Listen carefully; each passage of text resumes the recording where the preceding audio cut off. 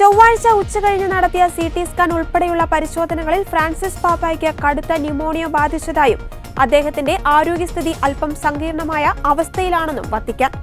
4 ദിവസമായി റോമിലെ ജെമിലി ആശുപത്രിയിൽ കഴിയുകയാണ് ഫ്രാൻസിസ് പാപ്പ. പോളിമൈക്രോബിയൽ അണുബാധയുണ്ടെന്നായിരുന്നു നേരത്തെ കണ്ടെത്തിയിരുന്നത്. ഇന്നലെ നടത്തിയ ലബോറട്ടറി പരിശോധനകളും എക്സ്റേ സ്കാൻ റിപ്പോർട്ടുകളും ഫ്രാൻസിസ് പാപ്പയുടെ ആരോഗ്യസ്ഥിതി അല്പം സങ്കീർണമായ സാഹചര്യമാണ് കാണിക്കുന്നതെന്ന് വത്തിക്കാൻ അറിയിച്ചു. ഫ്രാൻസിസ് പാപ്പയുടെ ആരോഗ്യസ്ഥിതി സങ്കീർണമായി തുടരുമ്പോഴും അദ്ദേഹം സന്തോഷവാനാണെന്നും ചൊവ്വാഴ്ച രാവിലെ അദ്ദേഹം വിശുദ്ധ കുർബാന സ്വീകരിച്ചുവെന്നും വത്തിക്കാൻ പ്രസ് ഓഫീസ് അറിയിച്ചിരുന്നു.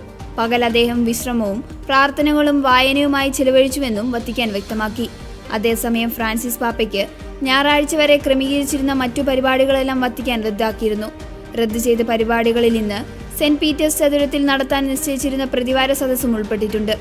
റോമിലെ ഏറ്റവും വലിയ ആശുപത്രിയായ പോളിക്ലിനിക്കോ അഗസ്റ്റീനോ ജെമിലിയിൽ മാർപ്പാപ്പയ്ക്കായി ക്രമീകരിച്ച പ്രത്യേക സൂട്ടിലാണ് പാപ്പയ്ക്ക് ചികിത്സ ഒരുക്കിയിരിക്കുന്നത്. ഇതിനിടെ കുട്ടികൾ ഉൾപ്പെടെ നൂറുകണക്കിന് ആളുകൾ പാപ്പയുടെ സൗഖ്യത്തിനായി പ്രാർത്ഥനാശംസകൾ നേർന്നും തങ്ങളുടെ സാമീപ്യം അറിയിച്ചും കത്തുകളും ചിത്രങ്ങളും വത്തിക്കാനിലേക്ക് അയക്കുന്നത് തുടരുകയാണ്. തനിക്ക് പ്രാർത്ഥനാശംസകൾ നേർന്ന എല്ലാവർക്കും നന്ദി പ്രകടിപ്പിച്ച പാപ്പ പ്രാർത്ഥനകൾ തുടരാൻ ഏവരോടും അഭ്യർത്ഥിച്ചു.